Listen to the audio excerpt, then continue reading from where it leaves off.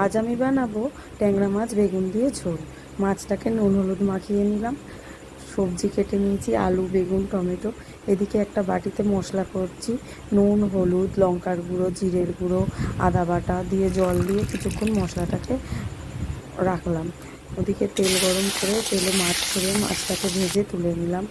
তারপরে বেগুন দিলাম, বেগুনটাকে নুন হলুদ দিয়ে ভেজে কিছুটা তুলে রাখলাম। তারপরে কড়াইতে তেজপাতা কালো জিরে দিয়ে আলু দিলাম, আলুতে নুন হলুদ দিয়ে আলুটাকে ভালো করে ভেজে নিয়ে ভাজা ভাজা মতো হয়ে গেলে টমেটো দিলাম, টমেটোকে নেড়ে চেড়ে তারপরে দিলাম ওই মশলাটাকে ভালো করে কষিয়ে নিয়ে তারপরে জল ঢেলে দিলাম।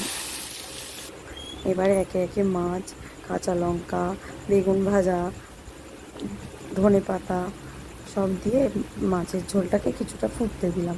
ব্যাস হয়ে গেল।